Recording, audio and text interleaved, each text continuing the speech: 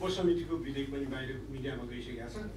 हिजो मसँग टाइमै लिएर 7-8 जना साँझमा यो बेरोजगार युवाहरूले चाहिँ भेटे, जसले चाहिँ कोहीले एउटा विषयमा डिग्री गरेका छन्, कोहीले अर्को विषयमा डिग्री गरेका छन्। र उनीहरूले क्वेसन के गरे भन्दाखेरि तपाईहरूले 58लाई 60 बनाउँदै हुनुहुन्छ हो। अनि अहिलेको तपाईँहरूले उपसमितिमा ल्याएको प्रतिवेदनमा नासुहरू प्रमोसन भएर जाने चाहिँ एक ठाउँमा 30 राख्नु भएको छ, एक ठाउँमा 10 राख्नु भएको छ, 40 राख्नु भएको छ। 2049 सालमा 2049 साल लाग्छ होइन, पहिलोचोटि यो खुला गर्दाखेरि 100% खुला थियो, शाखा अधिकृत 100% खुला थियो। इन्डियाको मोडालिटी हेरियो, त्यहाँ आइएएस अफसर कम्पिटिसनमा जाने हो, आइपिएस होस् आइएएस सबै कम्पिटिसनमा जाने हो, पास हुने हो। त्यसैले त्यसको अर्थ र महत्त्व पनि छ। एकातिर तपाईँहरू 58लाई 60 गर्दै हुनुहुन्छ, अर्कोतिर यो 40% चाहिँ पहिल्यै हाम्रो यहाँबाट तपाईँहरूले कटौती गर्नुभयो। अब सबै यो पढे लेखेका युवाहरूलाई तपाईँहरूले विदेश जा भने हो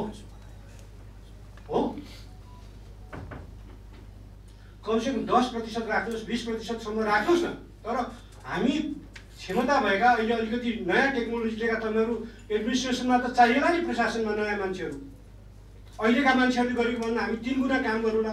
कम्प्युटर टाइप गर्नु पनि हामी नै गर्न सक्छौँ, प्रिन्ट निकाल्नु पऱ्यो भने हामी नै सक्छौँ।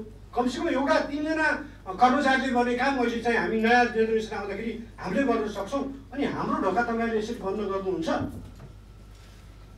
कि हामीलाई हेर्न नआउने। म तपाईँलाई एउटा उदाहरण दिन्छु। मेरो भतिजीले अस्ति के भन्यो भन्दाखेरि मसँग उसले उसको डिप्लोमाको जाँच थियो, ठुलो मलाई चाहिँ यो कुन लाइब्रेरीमा अलिक खाली हुन्छ, त्यो दिउँसो घरमा बस्दा निन्द्रा लाग्यो, जाँचको लागि लाइब्रेरीमा गएर पढ्छु भने मैले विभिन्न लाइब्रेरी छ हेर जहाँ अलिक खाली हुन्छ।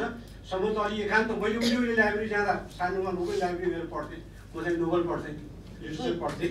उसले चाहिँ भन्दाखेरि केशर महल चाहिँ खाली हुन्छ कि भनेपछि उसले टियुको लाइब्रेरी गई, भैरकुटी मण्डपको लाइब्रेरी गई, राष्ट्रिय पुस्तकालय गई, लास्टमा केशर पुस्तकालय गई। कुनै पुस्तकालयमा खुट्टा राख्ने ठाउँ छैन। सबै के हो भन्दाखेरि लोकसेवाको तयारी गर्दा 50 लाख तपाईँहरू आफै जान सक्नुहुन्छ। लोकसेवाको तयारी गरेर जात दिन बसिरहेका मान्छेहरू छन्। यी सबै कुरा सुनेपछि मैले साँच्चै यिनीहरूले हिजोको त्यो उनीहरूको प्रश्न सुनेपछि म वास्तवमा बडा सिरियस पनि भएँ कि कति गम्भीर प्रश्न रहेछ भनेर। त्यसैले हामीले के बिर्सनु हुँदैन भन्दाखेरि यो विधेयकलाई पूर्णता दिइराख्दाखेरि ती हामीलाई हेर्न नआउने लाखौँ युवाहरू यो विधेयक पर्खिरहेका छन् भन्ने कुरालाई बिर्सनु हुँदैन। हामीलाई यहाँ आएर घेराउ गर्ने, हामीलाई हडतालको धम्की दिने, आन्दोलनको धम्की दिनेहरूका दबावमा परेर कानुन बनाउन थाल्छन् भने राज्य चलाउन सक्दैन, देशलाई चाहिने कानुन दिन सक्दैन। नेता त्यही हो जसले क्यामेरातिर फर्केर होइन, भिडतिर हेरेर होइन, देशतिर फर्केर बहुसङ्ख्यक जनताको हिततिर फर्केर सोच्छ, बोल्छ र गर्छ। हामीले यो विधेयक बनाउँदा गर्नुपर्ने मुख्य कुरा त्यही नै हो। त्यसैले मेरो चाहिँ मैले चाहिँ सम्भव भएसम्म अब गर्दाखेरि पनि हामीले कयौँ अब सुझावहरू कयौँहरूलाई मानेर अगाडि बढाएका छौँ। सकेसम्म सबैलाई चित्त बुझाउने सन्तुलित विधेयक बनोस् भन्ने हाम्रो कुरा हो।